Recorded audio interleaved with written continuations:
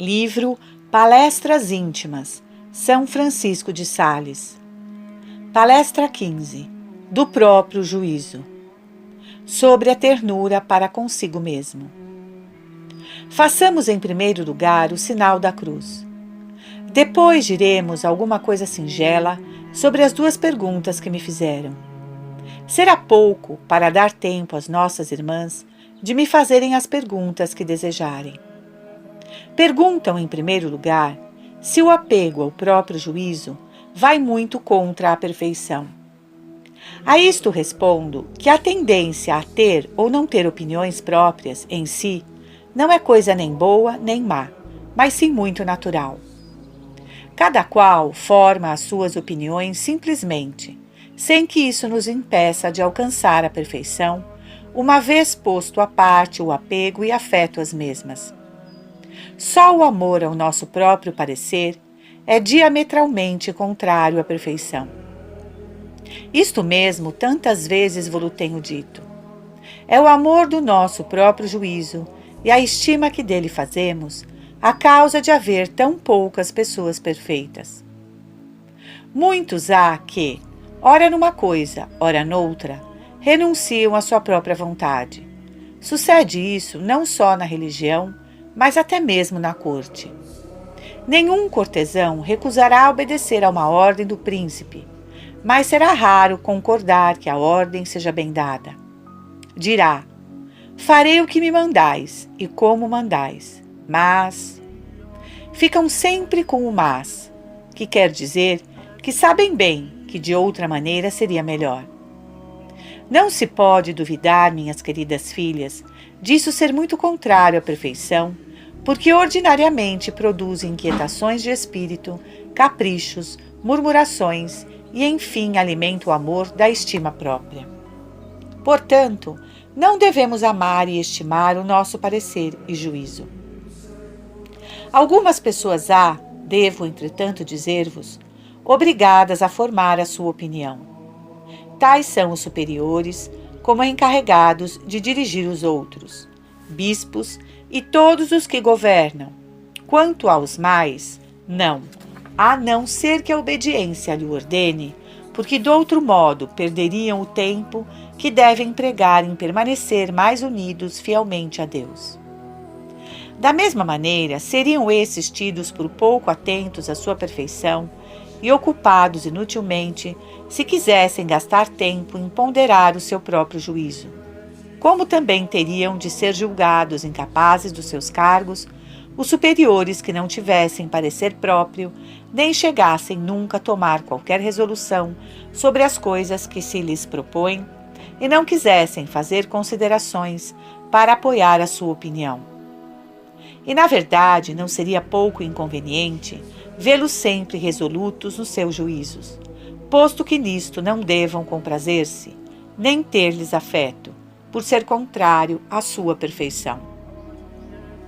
O grande São Tomás, possuidor de uma das maiores inteligências, ao expor a sua opinião, apoiando-a com as razões mais sólidas que podia, se encontrava alguém que não aprovasse o que ele julgara bom, ou ainda o contradizesse, jamais disputava e nem se ofendia.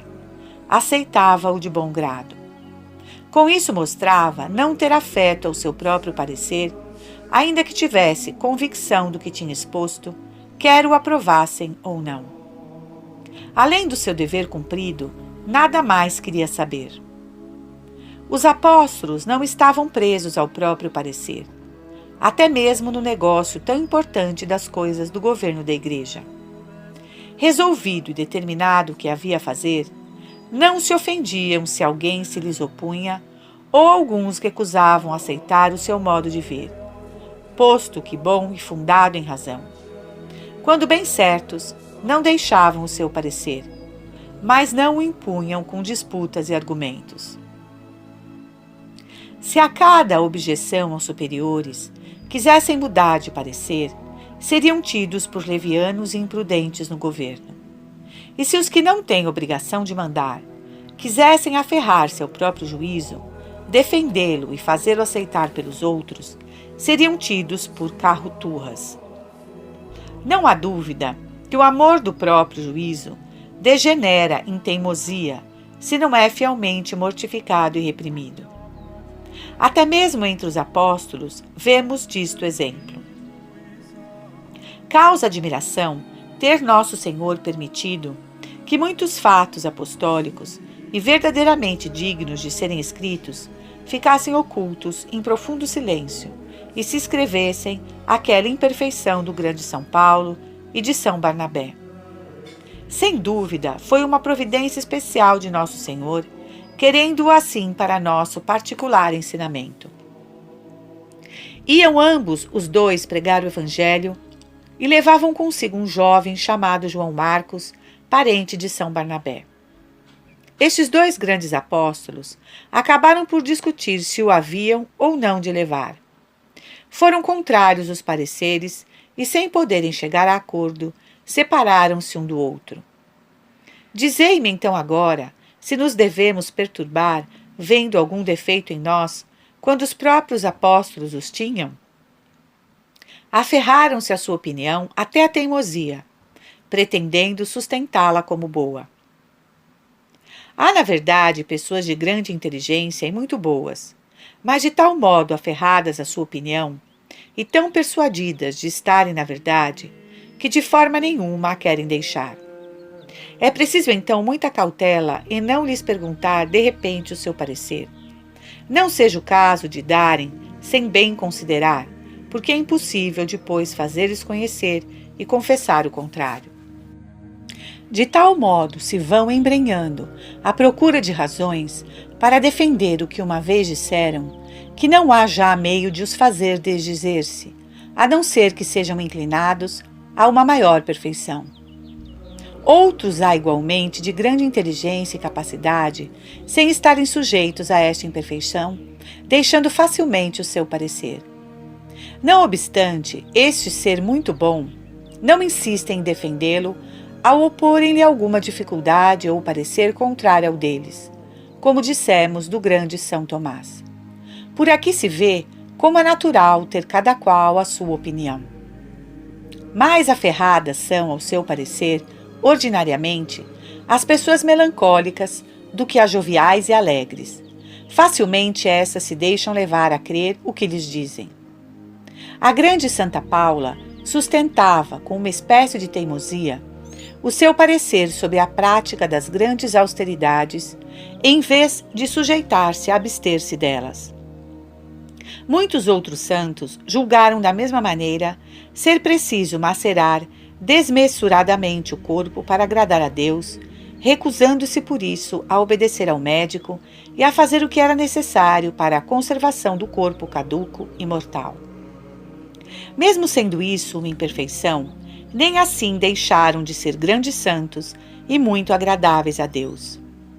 Daí devermos nós aprender para não nos perturbarmos com as nossas imperfeições ou inclinações contrárias à verdadeira virtude, desde que não sejamos contumazes com as não querer deixar. Foram dignas de censura Santa Paula e os outros que se conservavam naquela espécie de teimosia, não obstante ser coisa de pouca monta. Quanto a nós, quer estejamos, quer não obrigados a formar o nosso juízo acerca de alguma coisa, nunca o devemos fazer a ponto de não nos desprendermos dele facilmente, se necessário for. É coisa naturalíssima apreciarmos o nosso parecer e irmos à procura de razões próprias para defender o que uma vez julgamos e achamos bom. Mas deixar-nos arrastar e prender pelo juízo próprio seria notável imperfeição. Dizei-me, distrair-se com semelhante coisa não é perder o tempo inutilmente, sobretudo não estando investido em algum cargo? Dizei-me agora, que fazer para mortificar tal inclinação? Tem de se retirar tudo aquilo que a fomenta. Se vos ocorre não ser bom mandarem fazer tal coisa de tal forma, e que era melhor fazer-se como vós o tinhais idealizado, afastai esse pensamento e dizei a vós mesmos: mas que tenho eu com isso, se não tenho a responsabilidade? É sempre mais proveitoso afastar-nos simplesmente assim daquele pensamento do que buscar motivos em nós para nos convencermos de que não temos razão. Porque, não sendo assim, o nosso entendimento, preocupado com seu juízo e parecer, acabaria por atraiçoar-nos e, longe de depor o nosso modo de ver, dar-nos-ia razões para nos confirmarmos nele e o termos por bom. Aquela ideia é sempre mais útil desprezar, como vos digo, sem querer a fixar. Pô-la fora prontamente, apenas nos apercebamos, sem saber mesmo o que nos sugeria. Minha filha, não devemos ser tão rigorosos com nós mesmos, uma vez que não podemos impedir este primeiro movimento da complacência, advindo quando a nossa opinião é aprovada e seguida. Não se pode evitar. Não devemos, porém, demorar-nos nessa complacência. É dar graças a Deus e seguir sem nos apoquentarmos por causa dessa tal complacência, nem por um ressentimentozinho de pena que nos viria se o nosso juízo não fosse seguido e julgado bom. Quando a caridade ou a obediência exigem o nosso parecer sobre um ventilado assunto, devemos dá-lo simplesmente, ao mesmo tempo, procurando tornar-nos indiferente a que ele seja ou não seguido.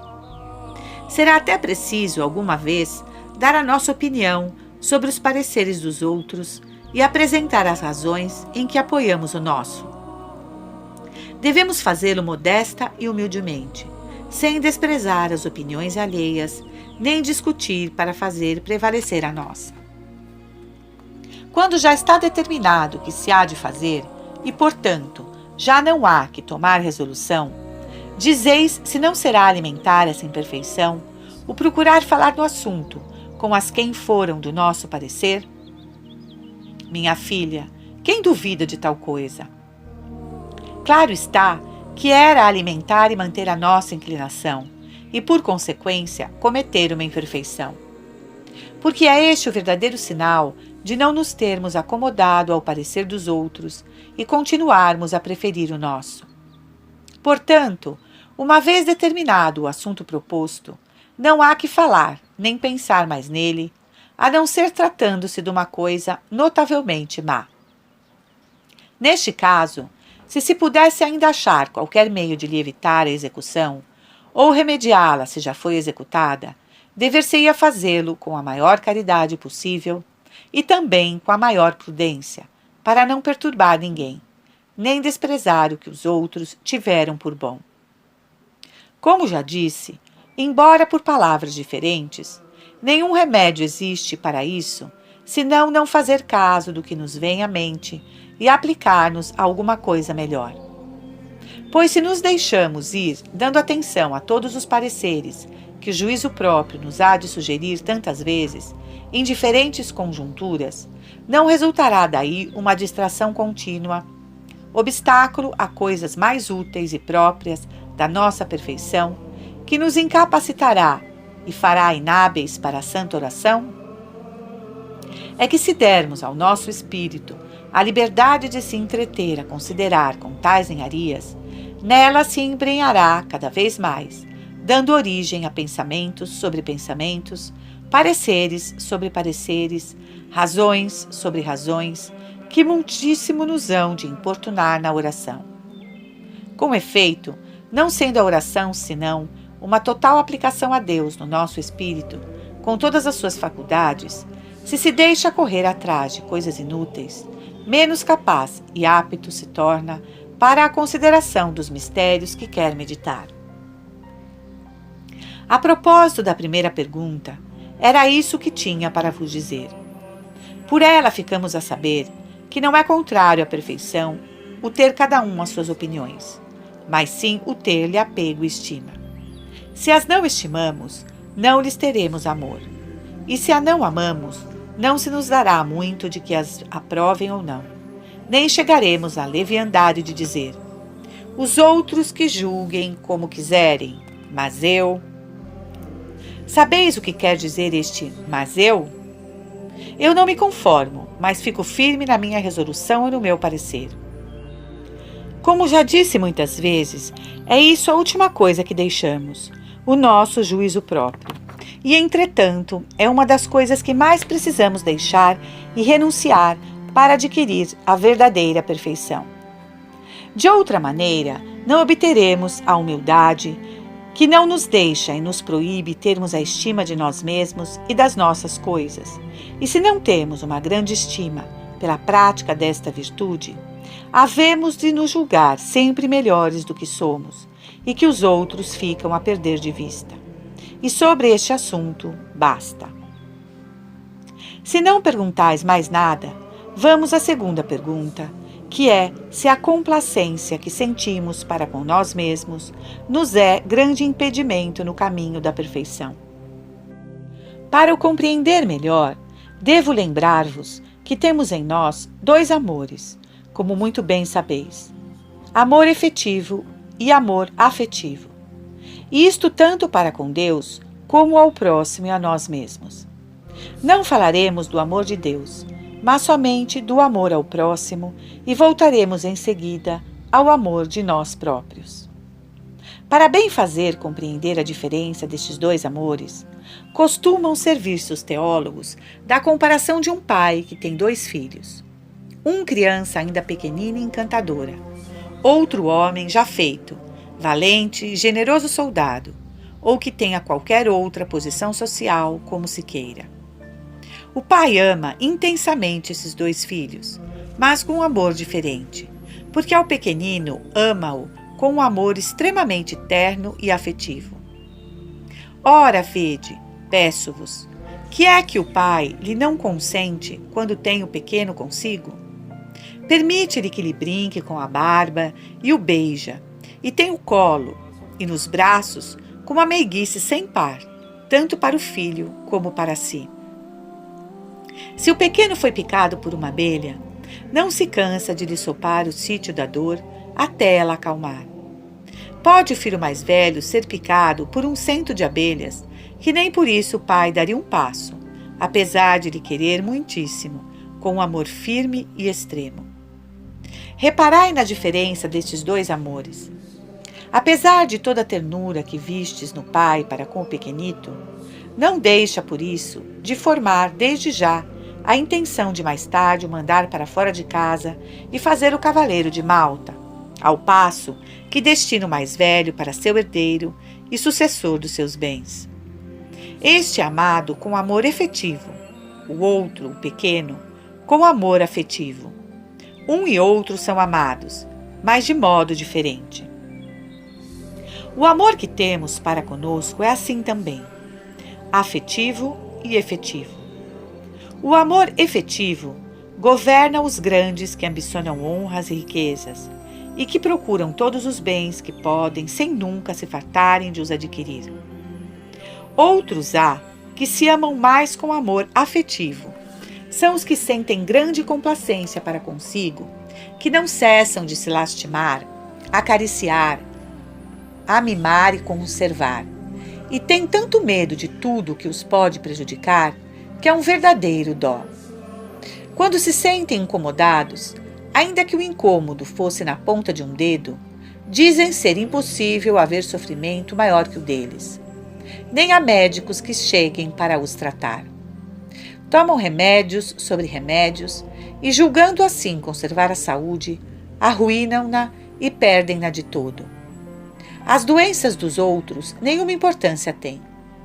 Enfim, só eles são dignos de dó e choram-se apaixonadamente a si mesmos para mover à compaixão a quantos os veem. Pouco se lhes dá serem considerados impacientes, contanto que os tenham por muito doentes e apoquentados. Esta imperfeição é própria das crianças, e, se posso dizê-lo, de mulheres, e também de alguns homens de coragem efeminada e pouco corajosos, porque entre os generosos esta imperfeição não existe. Espíritos bem formados não se prendem com estas ninharias e ternuras piegas, boa só para nos deter no caminho da perfeição. E depois de tudo isso, não quererem ser tidos por piegas é o cúmulo da pieguice. Lembro-me de um fato sucedido numa casa religiosa por onde passei ao voltar de Paris, e que vem a propósito contar. Verdadeiramente, deu-me ele a maior consolação de toda a viagem. Apesar de ter encontrado muitas almas virtuosíssimas, esta consolou-me mais que todas. Havia nesta casa uma senhora nova que estava a fazer o seu tempo de provação. Era de caráter maravilhosamente suave, dócil, submissa, obediente. Tinha, numa palavra, as condições mais necessárias para ser uma verdadeira religiosa da Visitação. Sucedeu, porém, por desgraça, que, passado o tempo, as irmãs notaram nela uma imperfeição corporal e começaram por isso a duvidar se deveriam mandá-la para casa. A Madre Superiora estimava-a muito e não levava a bem que a despedissem, mas as irmãs insistiam fortemente na inconveniência daquele incômodo corporal. Ora, ao passar eu por ali, foi-me submetida a questão relativa à pobre pequena, que é de uma boa família. Trouxeram-na e, uma vez na minha presença, pôs-se de joelhos e disse: "É verdade, Monsenhor, que tenho tal imperfeição muito humilhante", e com grande simplicidade disse em voz alta o nome da sua imperfeição. Reconheço que as nossas irmãs têm muita razão em me não quererem receber, porque com meu defeito sou insuportável.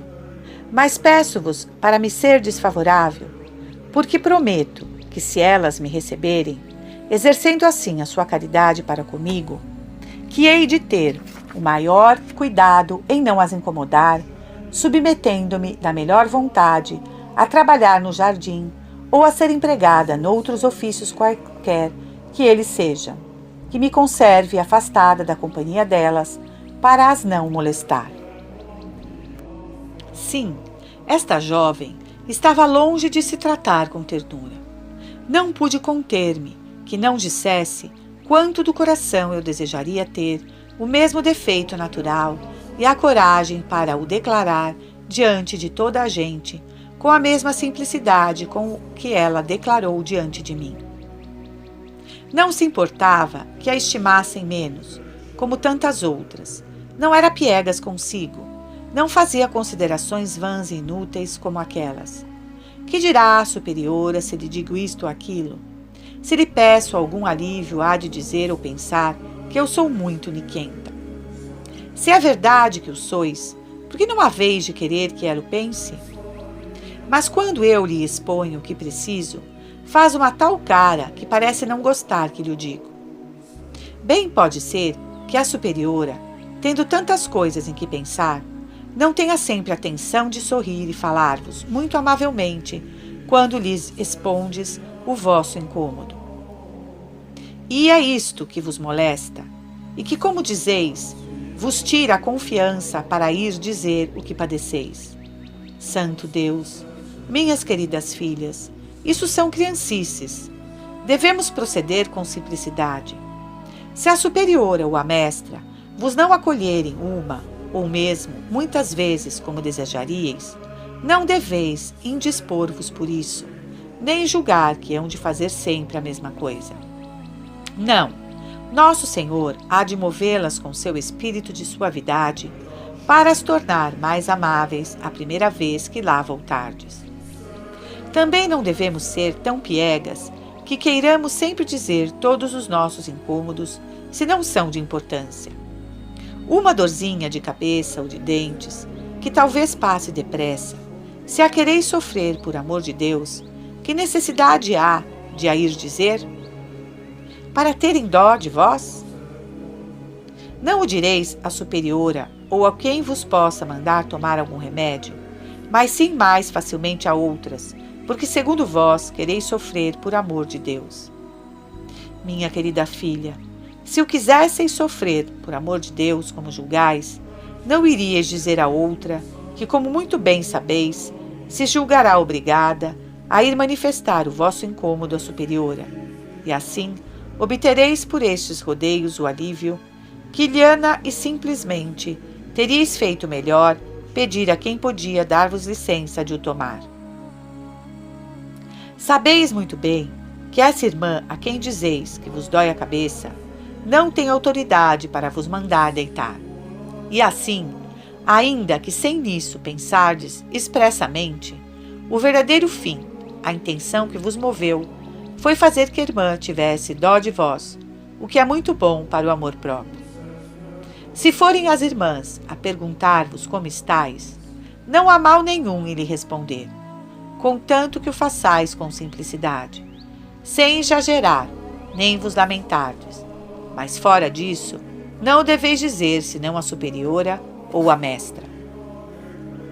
Dizeis que, comunicando à superiora, receais enternecer-vos. Pois não o digais se não é necessário, quero dizer, se o incômodo não é de importância. Aprovo muito o costume das irmãs carmelitas de não se queixar, nem manifestar os próprios incômodos, senão a superiora, e às noviças a mestra. Não tenhais receio ainda que elas sejam um tanto rigorosas na repreensão deste defeito, porque com dizer-lhe não lhes tirais a liberdade de vô-la darem. E depois simplesmente dizer-lhe aquilo que vos faz sofrer. Nada me admira que tenhais prazer maior em dar parte do sofrimento a quem não está encarregada de vô-la aliviar, porque assim aquela a quem vos dirigis tem muito dó da nossa irmã assistente e atarefar-se-á em provê-la de remédios. Se, porém, o ides dizer à irmã encarregada disso, ficareis obrigada a fazer o que ela mandar. É precisamente essa sujeição bendita que evitamos sempre de todo o coração, porque o amor de nós mesmos procura sempre governar-nos e ser senhor da nossa própria vontade. Mas se digo à superiora que me dói a cabeça, ela diz-me que me deite, e então, se a dor não é para tanto, que vos custa dizer, minha mãe ou minha irmã? Parece-me que não é dor para tanto. E se depois insistem, o que haveis de fazer é simplesmente obedecer, porque se há de proceder em tudo com grande simplicidade. É este o caminho verdadeiro, caminho seguríssimo e muito agradável a Deus. Que perguntais, minha querida filha? Se vendo uma irmã atribulada de espírito ou incomodada, não ter confiança ou coragem para se vencer e vô-lo manifestar, e percebeis que por não fazê-lo anda triste, devereis chamá-la ou deixar que ela venha espontaneamente? Nisto deve decidir a consideração. Umas vezes será preciso condescender com a sua fraqueza, chamando-a e informando-vos do que tem. Outras vezes será conveniente mortificar este pequeno capricho, deixando-a, o que equivale a dizer-lhe: não quer vencer-se pedindo o remédio próprio para o seu incômodo, pois então sofra-o, bem o merece. É muito mais insuportável esta pieguice nas coisas do espírito do que nas corporais. E é desgraçadamente mais praticada e fomentada pelas pessoas mais espirituais, que querem fazer-se santas de repente e sem custo algum, nem querer com o padecimento dos combates que lhes ocasiona a parte inferior da alma, a quem doem tanto as coisas repugnantes à natureza. Pois queiramos ou não, precisamos de coragem para sofrer, e por consequência, para resistir naqueles combates, por todo o tempo da nossa vida, em várias conjunturas, que não queremos fazer bancarrota no negócio que empreendemos da nossa perfeição. Desejo muitíssimo que se distingam sempre os sentimentos da parte superior da nossa alma e os da inferior. Destes não devemos nunca admirar-nos, por maus que sejam, porque não conseguem fazer-nos parar no caminho, se na parte superior da alma nos conservamos firmes para caminhar sempre na perfeição, sem nos distrair e perder tempo a queixar-nos de sermos imperfeitos e dignos de dó. Como se os outros não tivessem mais que fazer do que lamentar a nossa miséria e infortúnio de sermos tão demorados em levar a cabo a nossa empresa. Aquela boa jovem de que vos falei não se comoveu ao falar-me do seu defeito. Até me disse com uma disposição e modo perfeitamente naturais, e foi ainda o que mais me agradou nela. A nós, faz-nos um bem imenso lamentar os nossos defeitos. O amor próprio contenta-se com isso. É preciso, minhas queridas filhas, ser mais generosas, sem nos perturbarmos de modo nenhum à vista dos 1000 gêneros de imperfeições a que estamos sujeitos e termos, ao mesmo tempo, uma grande coragem para desprezar as nossas inclinações, no nosso mau humor, os caprichos, as pieguices, mortificando fielmente tudo isso quando se apresenta ocasião para o fazer. E se apesar de tudo nos escapam aqui e além alguma faltas, nem por isso paremos. Recobremos ânimo, sim, para sermos mais fiéis para outra vez. E avante, adiantando no caminho do Senhor e na nossa renúncia. Perguntais-me agora, minha filha, que haveis de fazer, se vendo-vos a superiora mais triste que de costume, vos pergunto que tendes, e vós, tendo na alma muitas coisas em confusão que vos molestam, não lhe sabeis dizer de que se trata? Dizei-lhe isso mesmo com simplicidade. Passam-se muitas coisas na alma, mas não a sei dizer. Receais, dizei-me, não suceda a superiora pensar que não tendes confiança para lhe dizer. Que vos importa, pense ela o que pensar, uma vez cumprido o vosso dever? Que mais cuidado vos pode dar? Este, que dirão se eu faço isso ou aquilo, ou o que pensará a superiora? Se dele fizer descaso, é muito contrário à perfeição. Notai, porém, que em tudo isso me quero referir-me ao que se passa na parte inferior da alma. A isso não ligo importância. Digo no tocante à parte superior. Aí sim se devem desprezar estes que dirão ou que pensarão. É depois da conta de consciência que isso vos ocorre. Parece-vos não terdes dito bastantes faltas particulares. Pensais que a superiora há de dizer ou pensar que não lhe quereis dizer tudo. Na conta de consciência é como na confissão. Numa e noutra devemos proceder com igual simplicidade. Ora, dizei-me, será razoável discorrer assim? Se me confesso de tal coisa, que dirá meu confessor ou que ficará a pensar de mim? De modo nenhum. Pense ele e diga o que quiser, desde que me tenha dado a absolvição e da minha parte tenha feito o meu dever, é quanto basta. E assim como o tempo em seguida à confissão, não é para nos examinarmos a ver se dissemos bem tudo, mas antes para estarmos atenta e tranquilamente junto de nosso Senhor, com quem nos reconciliamos, e dar-lhe graças pelos seus benefícios, sem ser preciso, para nada estar então à procura do que pudéramos ter esquecido. Assim também, depois da conta de consciência. Tendo dito com simplicidade o que nos lembrou, depois não se pensa mais nisso. Mas, assim como não iria bem preparado para a confissão, quem não quisesse fazer exame, receando encontrar alguma coisa que devesse confessar, também não se deve deixar de refletir antes da conta de consciência para o dizer como se faz habitualmente.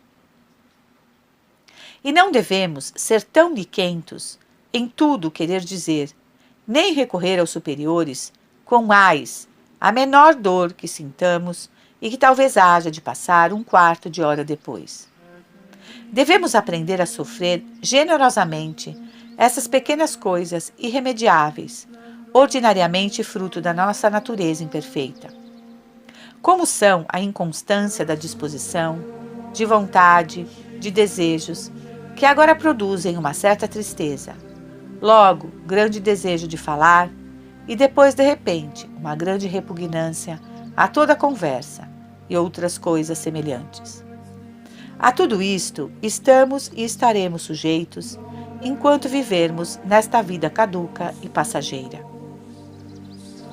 Quanto àquela aflição que dizeis ter e que vos priva da presença de Deus, se a não ides logo dizer à superiora, Bom será ver se, na verdade, não é tanto a atenção à presença de Deus que ela vos tira, mas sim o gosto desta atenção.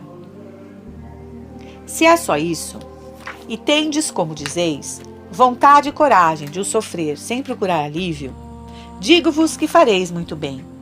Ainda que houvesseis por isso de padecer alguma intranquilidade, contanto que não seja muito grande e não vos tire o meio de vos unirdes a Deus.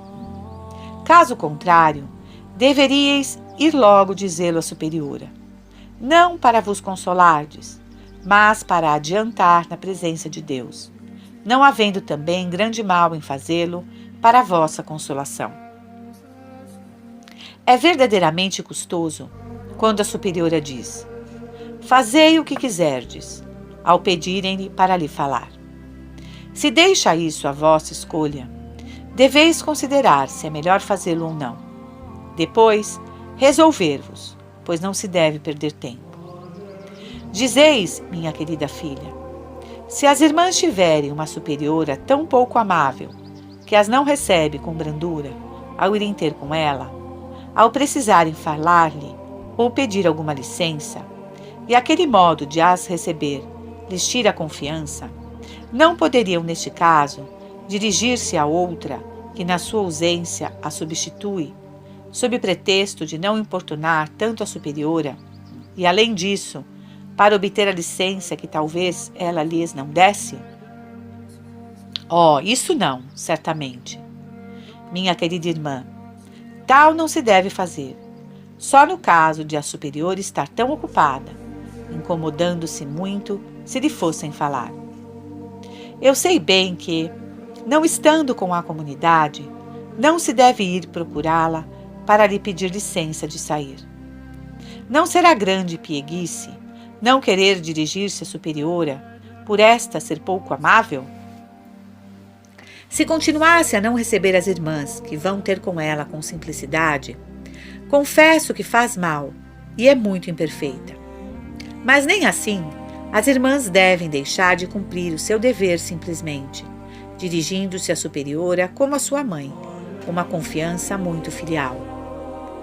Mas, habitualmente, recusa-se tudo quanto lhe peço.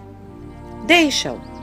Não deveis mesmo, nesse caso, deixar de lhe pedir aquilo que julgais ser bom fazer. Quanto a essa consideração, que talvez a vá desimportunar, não tem razão de ser. É preciso pô-la de parte. Mas com as outras não procede de igual modo. É muito possível. Parece-me que me estima menos. Oh, era disso mesmo do que estava à espera, pois a habitual preocupação é sempre de nós próprios. Nunca achamos que a superiora nos quer ou nos estima suficientemente, o que é muito importante para a nossa satisfação. Contanto que para ela cumpramos o nosso dever, que nos deve importar se ela gosta ou não gosta de nós?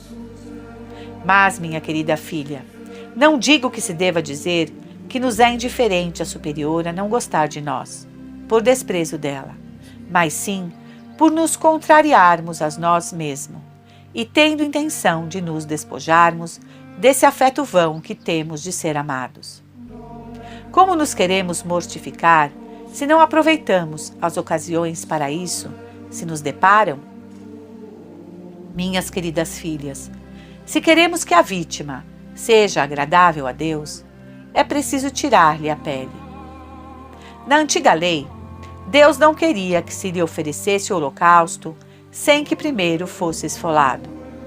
Da mesma maneira, os nossos corações não estão nunca tão preparados para serem imolados e sacrificados em honra da majestade divina, senão depois de estarem bem esfolados da pele velha, isto é, dos nossos maus hábitos, inclinações, repugnâncias e afeições supérfluas, que alimentamos para com nós mesmos e com a nossa vontade própria.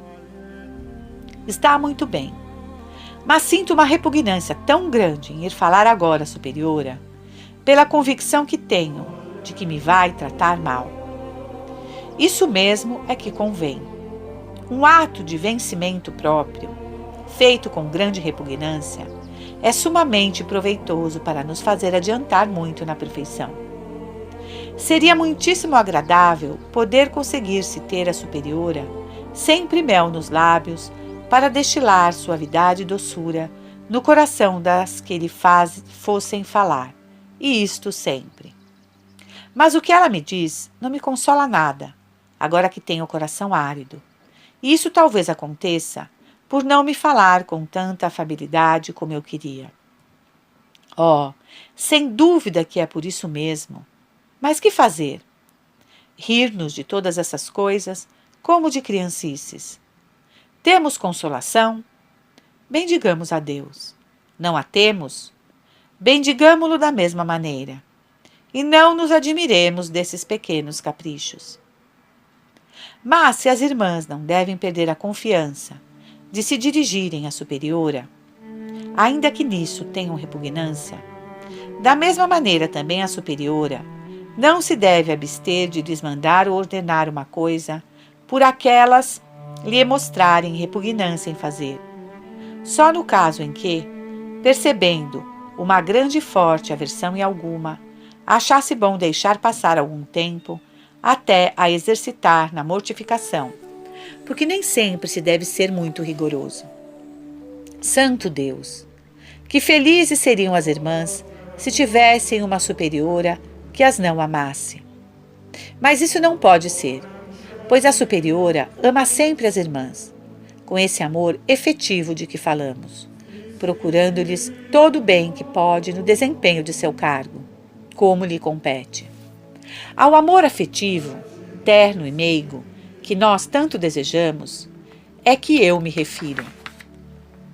É que quanto menos a superiora nos amar desta maneira, e quanto menos nos entretivermos com essa ternura, mais tempo havemos de ter para nos ocuparmos de nosso Senhor e estarmos escondidos em Deus, qual deve ser o nosso principal empenho.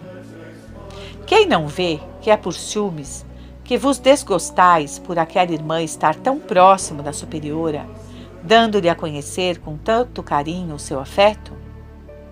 Dizeis, minha querida filha, que não é ciúmes, mas sim, somente pela aversão que tendes a essas pieguices. Não devemos por isso ter aversão, ou pelo menos não nos devemos deixar levar, antes arejar o espírito para o distrair de tal pensamento. Se a irmã se deixa agora levar um pouco pela sua inclinação, vós fareis talvez dali a pouco o mesmo, portanto não vos deveis importar. Para nos livrarmos desses pequenos enganos do mau humor, da tristeza e da aversão, devemos usar o nosso remédio que ficou indicado na primeira pergunta da renúncia do próprio juízo, isto é, distrair simplesmente daí o espírito e falar com Deus de outra coisa.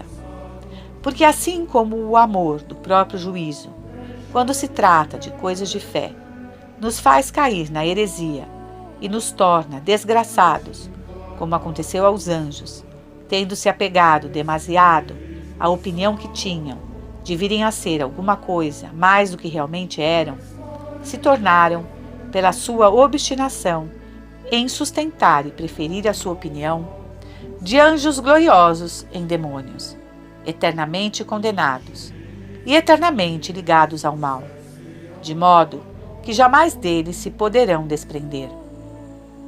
Pelo contrário, outros anjos, por se terem submetido, uniram-se de tal maneira a Deus que jamais se podem dele separar. Pois uma vez que pela sutileza do seu espírito penetraram o fundo de alguma verdade, nunca mudam de opinião. Assim, se nós não aprendemos a desprezar e a fazer pouco da variedade do espírito humano, perderemos o tempo em nos atormentar por nos vermos tão afastados dessa conformidade a que aspiramos, e da qual, contudo, não gozaremos absolutamente enquanto estivermos nesta vida, por tal graça estar reservada para os espíritos bem-aventurados lá nos céus. Mas ainda que, como acabo de dizer, não a possamos ter nesta vida em sua perfeição absoluta, devemos procurar atingi-la no grau mais alto que nos for possível. Ora bem, não falamos já o suficiente acerca dessa nossa pieguice do afeto a nós mesmos, tanto interior quanto ao espírito, como no que trata do corpo? As pessoas mais espirituais amam-se também com amor efetivo. Quanto aos mundanos, já dissemos que eles, desmesuradamente, se amam com este amor, ansiando com afeto, cheio de ambição, por tantos bens e tantas honras, que nunca ficam saciados. As pessoas que procuram servir a Deus o mais fielmente que lhes é possível, não estando isentas de ambição, exercem-na, no entanto, com desejos das coisas interiores, desejando as virtudes no seu mais alto grau de perfeição. O amor terno, efetivo, tem, contudo, mais poder sobre elas que sobre os mundanos, e fá-las entreter com este desejo, sem se aplicarem com cuidado e esforço a ver se conseguem levar a cabo o que buscam, pois muito lhes custa renunciar a si mesmas em tantas ocasiões. Resistir às nossas repugnâncias, rejeitar as nossas inclinações, mortificar as nossas afeições, mortificar o próprio juízo e renunciar à própria vontade, são coisas que o amor terno e afetivo que a nós mesmos temos não nos pode impedir de gritar. Ai, quanto isso faz sofrer! Aqui está, portanto, a causa de não fazermos nada. Perguntais agora, querida filha, se para praticar a santa pobreza não devemos receber de bom grado as pequenas privações que surgem numa coisa ou noutra. Se o recomendei a Filoteia, mais razão tem de o fazer aqueles que disso fizeram voto. É muito cômodo ser pobre se nada nos falta, mas então não se é pobre. A verdade é que não devemos queixar dessas pequenas privações, mas se o fazemos é sinal de não as estimarmos e, por conseguinte, de não praticarmos a pobreza. Não ter dinheiro quando não precisamos dele e nada nos falta, isso, assim, não é ser pobre. Diz o nosso glorioso Padre Santo Agostinho nas vossas regras, que quem com pouco se basta é mais feliz do que outro, carecido de muitas coisas, de que os demais facilmente prescindem. Há pessoas a quem falta sempre alguma coisa. Precisam de tanto para se satisfazerem, que até faz dó. Estas sim serão pobres, uma vez que não andem à busca dessas coisas, porque sentem a privação do que não têm e que lhes parecia que deviam ter. O que eu disse a Filoteia é bom para os religiosos, excetuados certos capítulos, como os que dizem respeito ao matrimônio, às danças, aos jogos e coisas assim. Mas quanto ao resto, é muito proveitoso. Incito-a, portanto, a receber de bom grado as ocasiões que se lhe apresentarem de praticar a verdadeira pobreza. Se conseguirmos estar sempre providos de tudo, ainda que nos não pareça necessário, não sentiremos o efeito da santa pobreza. Eu, por mim, não pediria coisa nenhuma desnecessária, não havendo detrimento maior para a saúde. Sofrer apenas algum frio, trazer um hábito um pouco mais curto ou suficientemente justo, nenhum caso faria disso. Se, porém, me dessem umas meias tão apertadas que fosse preciso gastar meio quarto de hora a calçá-las, pediria outras para não estar a perder tempo todas as manhãs. Se, porém, fosse só por me darem alguma coisa mal feita ou me incomodassem um pouco, nada diria. Quanto a sentir frio, é preciso ter cuidado em não sofrer grandes friagens que prejudicam a saúde. Isso não se deve fazer. Vou agora dizer-vos uma coisa que já disse em 2 ou 3 lugares de França. É que, para se chegar à perfeição, torna-se necessário querer pouco e não pedir nada. É verdadeiramente pobre quem praticar isso. Asseguro-vos, no entanto, que se trata de um grande segredo para conseguir a perfeição. Segredo tão sutil que poucos há que o conheçam, ou, se o conhecem, que dele se aproveitem. Quanto a mim, se fosse religiosa, nada pediria, pelo menos se estivesse na disposição em que estou agora, porque nada peço a Nosso Senhor, nem quero pedir.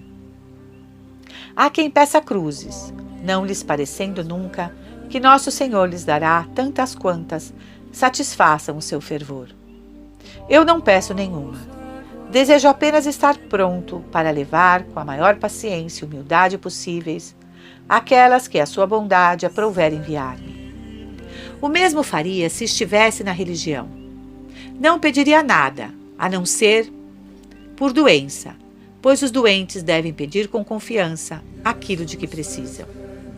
Nem mesmo pediria para comungar, a não ser em certos dias em que o costume parece impor tal dever, como no da vestição, no da profissão e na festa do nosso padroeiro. Pediria sim agulha e linhas quando me mandassem fazer alguma costura, porque a ordem que me dão de fazer costura me obriga a pedir o que é preciso para isso. Não, minha querida filha, não pediria de certo mortificações. Conservar-me-ia na disposição de receber bem aquelas que de vós me viessem, mas eu pedi-las, isso não. Dispor-me-ia a seguir sempre simplesmente o meu caminho, sem a preocupação de desejar, fosse o que fosse.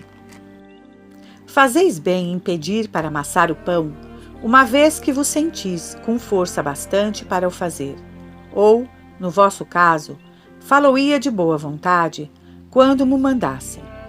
Mas caso contrário, nem nisso pensaria. Enfim, estimaria mais fazer uma pequena cruz de palha que me pusessem sobre os ombros sem minha escolha, do que ir ao bosque, preparar uma muito grande, com muito trabalho, e depois trazê-la com grande custo, parecendo-me, e realmente assim seria, ser mais agradável a Deus com a cruz de palha do que com a outra por mim fabricada, com mais trabalho e suor. Porque esta levá-la-ia com mais satisfação para o amor próprio, que tanto se compraz nas suas invenções, e tão pouco em se deixar conduzir e governar com simplicidade, que é o que eu mais vos desejo.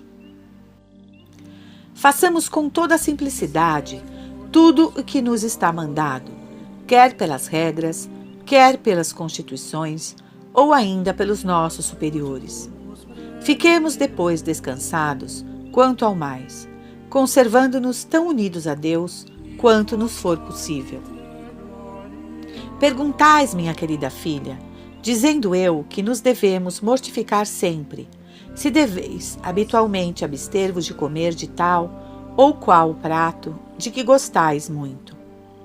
Quanto a mim, não o faria, pois estamos obrigados, pela palavra sagrada de Nosso Senhor, a comer o que nos for servido. E isso faz-se sem escolha. Quando me dessem alguma coisa que eu gostasse muito, comê-la-ia dando graças a Deus. Se má não dessem, não pensaria nisso. Mas dizeis que na vossa porção há 2 espécies de comidas. Se fosse eu, servir-me-ia sempre daquilo que estivesse do meu lado, e segundo o apetite ou necessidade. Depois deixaria o resto, embora fosse o que eu gostasse mais. Se porém tivesse muito fastio, escolheria o que pudesse comer melhor.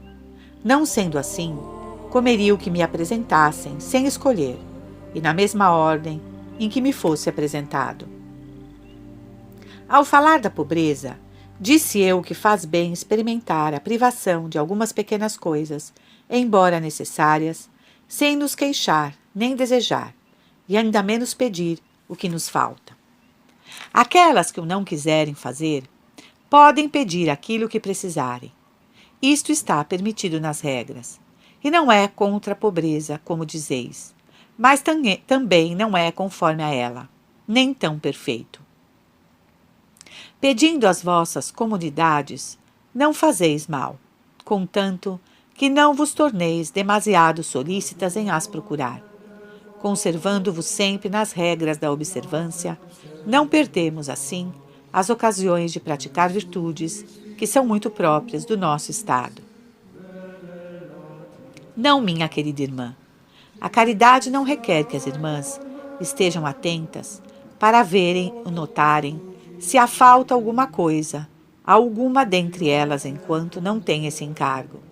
Mas percebendo que uma irmã precisa de alguma coisa, devem avisar a superiora com toda a simplicidade, sem aumentar nem diminuir essa necessidade, como se tratasse delas próprias.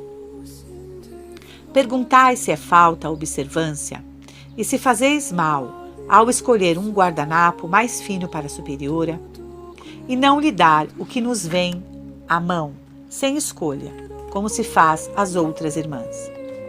A isso respondo-vos, minha querida filha, que o que até agora se tem feito quanto a isso não foi mal, daqui por diante, porém, não se deve tornar a fazer. A superiora tem suas honras e singularidades à parte. Chama-se-lhe minha mãe. Tem poder e autoridade para mandar e dar ordens, e as irmãs obedecem-lhe.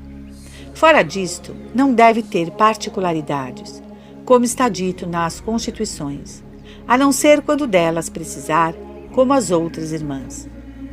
Vamos agora concluir e encerrar a nossa palestra pela recomendação da simplicidade e generosidade de espírito. Devemos seguir sempre o caminho da nossa perfeição pessoal, sem nos distrair durante ele, sejam quais forem as contradições que encontremos, quer nas nossas próprias imperfeições, repugnâncias ou paixões imortificadas, quer nas ocasiões que nos venham de outro lado.